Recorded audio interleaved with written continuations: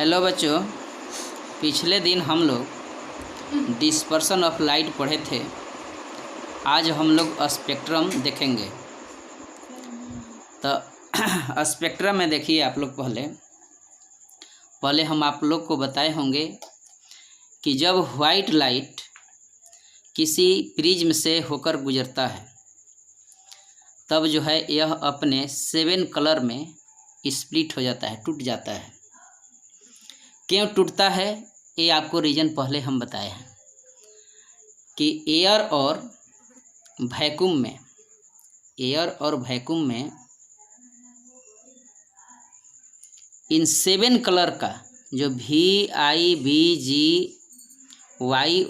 7 colour जो आप लोग लिखे हैं, इन सब का स्पीड सेम होता है। लेकिन जैसे ही यह एक मीडियम से दूसरे मीडियम में जाता है तो रेड का स्पीड जो है ज़्यादा हो जाता है, जबकि वायलेट का स्पीड कम हो जाता है। इसलिए रेड जो है सीधे निकल जाता है, वायलेट जो है ज़्यादा जो है नीचे की ओर डेविएट करते हुए निकलता है। माने इनका स्पीड जो है भिन्न भिन्न होने के चलते जो है यह 7 कलर में टूट जाता है। इन 7 कलर का जो है आप वेवलेंथ जानते हैं कि यह 3800 एंगस्ट्रॉम से 7800 एंगस्ट्रॉम तक फैला हुआ है। 7 कलर आप कहीं कहीं आपको 4000 एंगस्ट्रॉम से 78 एंगस्ट्रॉम तक भी आपको दिया हुआ है। चाहे इसी को आप लिख सकते थे कि 400 नैनोमीटर से 780 नैनोमीटर तक है। नैनोमीटर में आप जब लिखिएगा तो इसमें एक जीरो हटा लेना है। इतना दूर तक यह फैला हुआ है। तो अब बात समझिए कि जो 7 कलर जब टूटता है, अब इन 7 कलर को जब आप एक स्क्रीन पर प्राप्त कीजिएगा तो आपको 7 कलर का एक रंगीन पट्टी प्राप्त होगा, कलर बैंड प्राप्त होगा। कलर बैंड, यह कलर बैंड ही 7 कलर का जो कलर बैंड है, रंगीन पट्टी जो है, वह स्पेक्ट्रम कहलाता है। कहने का अर्थ हुआ कि वाइट लाइट जब प्रिज्म में से होकर गुजरता है तब 7 कलर में टूटता है, और इन 7 कलर को जब हम लोग स्क्रीन पर प्राप्त करते हैं तब हमें 7 कलर का एक कलर बैंड प्राप्त होता है, रंगीन पट्टी प्राप्त होती है। यह रंगीन पट्टी ही स्पेक्ट्रम कहलाता है। अब आगे थोड़ा देखिए, स्पेक्ट्रम जो होता है वह 2 तरह का होता है। एक होता है प्योर स्पेक्ट्रम, और एक होता है इम्प्योर स्पेक्ट्रम। एक होता है शुद्ध स्पेक्ट्रम और एक होता है अशुद्ध स्पेक्ट्रम। इम्प्योर एक होता है प्योर स्पेक्ट्रम। तो पहले आप बात देखिए, यहाँ पर जो हम लोग एक लाइट लिए हैं, यह वाइट लाइट का केवल एक रे लिए हैं, लेकिन यही जो है प्रिज्म पर बहुत सारा वाइट लाइट का रे ले लेते। बहुत सारा जब वाइट लाइट का रे लीजिएगा तो आप यहाँ पर जो आप रेड से लेकर के जो वायलेट तक जब आप प्राप्त कीजिएगा तो उसमें एक कलर दूसरे कलर पर जो है आपको ओवरलैप मिलेगा। लेकिन एक रे प्राप्त या इस पर डालिएगा, अगर एक ही रे ले लेते हैं वाइट लाइट का, तब इसमें आपको 7 कलर जो है अलग अलग आपको दिखाई देगा। तो ऐसा स्पेक्ट्रम जिसमें सभी 7 कलर जो है अलग अलग दिखाई दे, सेपरेट दिखाई दे, प्योर स्पेक्ट्रम कहलाता है। और यदि एक कलर दूसरे कलर से ओवरलैप हो, एक दूसरे से कुछ मिला जुला हुआ हो, तो वैसे स्पेक्ट्रम को जो है हम लोग इम्प्योर स्पेक्ट्रम कहते हैं। प्योर स्पेक्ट्रम प्राप्त करने के लिए आपको हम क्या कहें कि इसमें एक ही लाइट रे लेना होगा। एक लाइट रे आप तभी ले सकते हैं जब आप इसको एक नैरो स्लिट से होकर के, संकीर्ण छिद्र से होकर के गुजारिएगा। नैरो स्लिट से जब यह वाइट लाइट गुजरेगा ना, तब जाकर के यह 7 कलर में अलग अलग टूटेगा। तो इसके लिए कुछ कंडीशन होते हैं कि प्योर स्पेक्ट्रम हम लोग कैसे प्राप्त करेंगे। तो अब आगे देखिए कि प्योर स्पेक्ट्रम प्राप्त करने के क्या कंडीशन है। प्योर स्पेक्ट्रम प्राप्त करने के लिए आप पहले एक यह डायग्राम देख लीजिए कि एक प्रिज्म लिया जाता है और यहाँ पर एक होता है एक क्रोमेटिक लेंस, एक क्रोमेटिक लेंस हो गया आपका, दो लेंस जो है एक दूसरे से सटा करके रखा हुआ है। और यहाँ पर एक कन्वेक्स लेंस हो गया। और यहाँ पर आप जो है स्क्रीन लगा दीजिए और यहाँ नैरो स्लिट से होकर के वाइट लाइट को पास कीजिए। नैरो स्लिट से पास कराने का अर्थ हुआ कि वाइट लाइट का केवल एक रे आपको लेना है। तो एक रे मान लीजिए कि ऊपर की ओर हम लोग डायग्राम में दिखाए भी होंगे, एक नीचे की ओर दिखाई होंगे, दो रे हम लोग ले लिए, आप एक रे भी ले सकते हैं। यहाँ से यह रे जो है यहाँ पर आएगा, यह यहाँ पर आएगा, यहाँ से यह 7 कलर में टूटेगा। लेकिन इसमें से आप दो दिखा दीजिए कलर, एक कलर आप दिखा दिए, एक कलर रेड दिखा दीजिए, एक हो गया रेड, एक हो गया आपका वायलेट। ये भी आपका जो है 7 कलर में टूटेगा। 7 कलर में से आप एक रेड दिखा दीजिए, एक जो है यहाँ से वायलेट दिखा दीजिए। तो इस ढंग से आप देखिएगा तो रेड से लेकर के वायलेट तक जो 7 कलर इस पर प्राप्त होगा वो अलग अलग प्राप्त होगा। और इस तरह से हम लोग प्योर स्पेक्ट्रम प्राप्त कर सकते हैं। तो इसके कंडीशन क्या क्या हुए? कंडीशन होना चाहिए प्योर स्पेक्ट्रम प्राप्त करने के लिए कि हमारा स्लिट जो होना चाहिए वह नैरो होना चाहिए।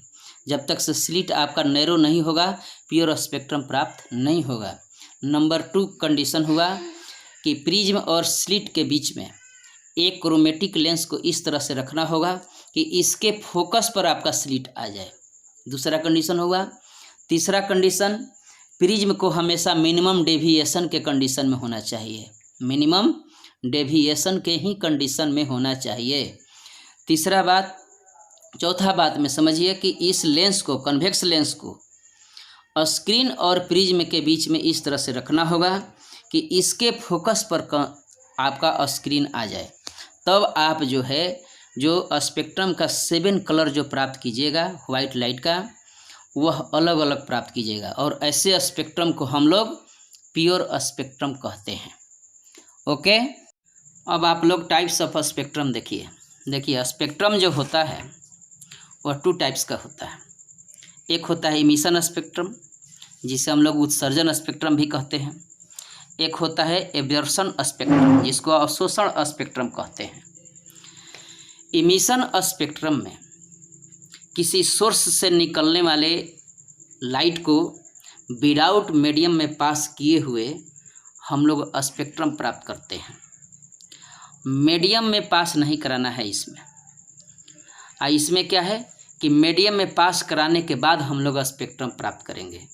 मीडियम में पास कराने से क्या होता है कि मीडियम द्वारा जो है स्पेक्ट्रम का कुछ भाग जो है ये ऑब्जर्व हो जाता है, अवशोषित हो जाता है, और अवशोषित होकर के वह भाग जो है काला हो जाता है।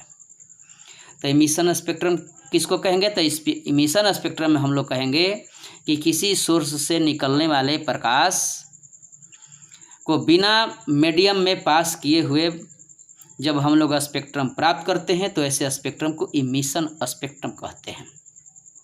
इमिशन स्पेक्ट्रम 3 प्रकार का होते हैं।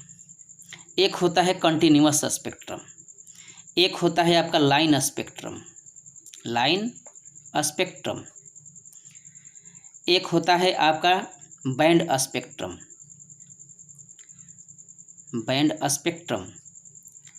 कंटिन्यूअस स्पेक्ट्रम को आप सतत स्पेक्ट्रम भी कहते हैं, सतत स्पेक्ट्रम।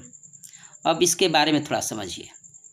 देखिए, वाइट लाइट जब प्रिज्म से पास करता है, यहाँ पर हम लोग वाइट लाइट ले लिए, वाइट लाइट जब प्रिज्म से पास करता है तब हम लोग को स्क्रीन पर जो है 7 कलर प्राप्त होते हैं, जिसमें कि वायलेट से लेकर के और रेड तक आपका 7 कलर होता है। वायलेट से 7 कलर तक जो माने स्पेक्ट्रम आपका जो प्राप्त होता है 7 कलर का, उसका वेवलेंथ जो है आपका 4000 एंगस्ट्रॉम से 7800 एंगस्ट्रॉम तक फैला हुआ है। इतना दूर तक यह स्पेक्ट्रम होता है। ऐसा नहीं है कंटिन्यूअस स्पेक्ट्रम में कि 4000 के बाद एक ही बार 4005 हो जाए, फिर 10,000 माने 7200 हो जाए, 6200 हो जाए, कहीं कहीं नहीं होगा, यह लगातार होगा। जिससे 4000.1, 4000.2, 4000.3, इस ढंग से बढ़ते बढ़ते बढ़ते बढ़ते आप धीरे धीरे जो है 7800 तक जाइएगा। तब जाकर के इसमें जो है यहाँ से यहाँ तक जो है आपको इनफाइनाइट स्पेक्ट्रम के वेवलेंथ मिलेंगे। बहुत सारे वेवलेंथ आपको मिलेंगे इसमें, जिसकी हम लोग गिनती नहीं कर सकते हैं। जैसे मान लीजिए कि 6200 से लेकर के 7800 तक जो है आपका रेड कलर का जो है वेवलेंथ होता है। तो 6200 वाला जो वेवलेंथ का जो रेड कलर होगा वह थोड़ा कम प्रकाश का होगा रेड में। इससे थोड़ा सा आगे बढ़ेंगे 0.1 भी बढ़ेंगे तो उससे थोड़ा ज़्यादा रेड हो जाएगा। उसके बाद 0.2 भी बढ़िएगा तो उससे थोड़ा सा और ज़्यादा रेड हो जाएगा। धीरे धीरे धीरे धीरे बहुत सारा जो है डीप होता जाएगा, वह माने रेड का ही वह कलर जो है वह बढ़ता जाएगा। और इस ढंग से आप देखिएगा कि 4000 से लेकर के 7800 के बीच में कोई भी स्पेक्ट्रम आपको टूटा हुआ नहीं मिलेगा, वह लगातार मिलेगा। और ऐसे स्पेक्ट्रम को हम लोग कंटिन्यूअस स्पेक्ट्रम कहते हैं। ओके, अब आप लोग देखिए लाइन स्पेक्ट्रम को। तो लाइन स्पेक्ट्रम को हम लोग एटॉमिक स्पेक्ट्रम भी कहते हैं, एटॉमिक स्पेक्ट्रम कहते हैं। मान लीजिए कि किसी ट्यूब में हम लोग एक गैस ले लिए, एटॉमिक गैस हो गया, इसमें एटॉमिक गैस है। एटॉमिक गैस के इसमें बहुत सारे एटम हो गए। अब इस एटॉमिक गैस में आप जो है इलेक्ट्रिक करंट पास कराइए। जैसे ही हम लोग इलेक्ट्रिक करंट पास कराएंगे तो एटम जो है हीट होगा। हीट होने के बाद में इससे एक रेडिएशन बाहर निकलेगा, यहाँ से रेडिएशन बाहर निकल रहा है। अब इस रेडिएशन को हम लोग जब प्रिज्म से पास कराएंगे तो प्रिज्म का काम क्या है, अगर यह बहुत सारा इसमें देखना है कि इसमें इस रेडिएशन में एक ही कलर है कि बहुत सारे कलर मौजूद है, उन कलर को अलग अलग तोड़ देना। अब आप स्क्रीन पर जब प्राप्त कीजिएगा तो इसमें क्या देखिएगा कि अलग अलग वेवलेंथ के, डिफरेंट वेवलेंथ के, रेड से लेकर के वायलेट तक जो है अलग अलग वेवलेंथ के जो है आपको लाइन स्पेक्ट्रम प्राप्त होंगे। इसमें कंटिन्यूअस नहीं होंगे। इस स्पेक्ट्रम को जब आप स्क्रीन पर देखेंगे तो ऐसे आपको प्राप्त होगा लाइन वाइज। एक लाइन यहाँ होगा, एक लाइन यहाँ होगा, एक लाइन यहाँ होगा, एक लाइन यहाँ होगा। यह शेष भाग जो है यहाँ पर डार्क होगा, ये सब यह भाग जो है डार्क होगा, माने कहीं कहीं आपको लाइन वाइज मिलेगा। जैसे मान लीजिए कि इसका वैल्यू जो है 4005 एंगस्ट्रॉन्ग है, मान लेते हैं हम लोग, चाहे इसका जो है 5000 एंगस्ट्रॉन्ग है, किसी का 6000 एंगस्ट्रॉन्ग है, किसी का 6500 एंगस्ट्रॉन्ग है। इस ढंग से अलग अलग जो है स्पेक्ट्रम के वेवलेंथ के जो है इस पर जो है आपको स्पेक्ट्रम प्राप्त होंगे। ऐसे स्पेक्ट्रम को हम लोग लाइन स्पेक्ट्रम कहते हैं। तो हम लोग यहाँ क्या देखें कि लाइन स्पेक्ट्रम में डिफरेंट वेवलेंथ के जो है स्पेक्ट्रम अलग अलग प्राप्त होते हैं। इसमें कंटिन्यूअस स्पेक्ट्रम प्राप्त नहीं होता है। इसे समझने के लिए आप लोग जो है बोर एटॉमिक थ्योरी का थोड़ा अध्ययन कीजिए।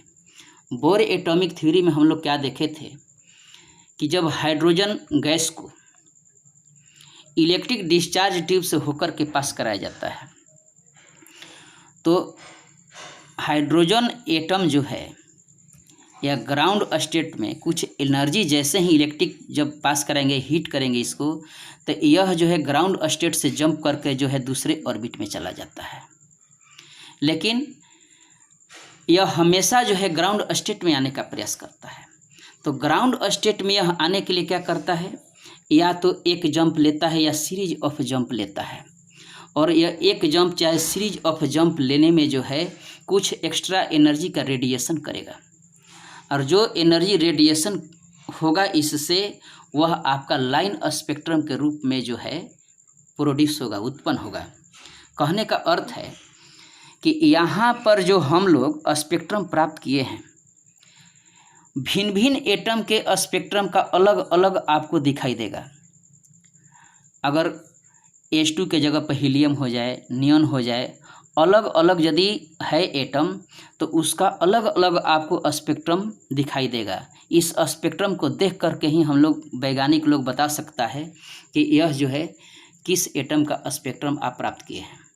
माने लाइन स्पेक्ट्रम के सहारे ही जो है हम लोग किसी एटम को डिटेक्ट करते हैं।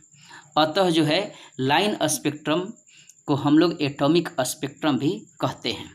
अब यहाँ बोर एटॉमिक थ्योरी में थोड़ा सा देखिए, हायर से जब जंप करता है इसमें तो आप जानते हैं कि AC/β में लेमडा जो होता है वह En1 माइनस En2 के इक्वल होता है।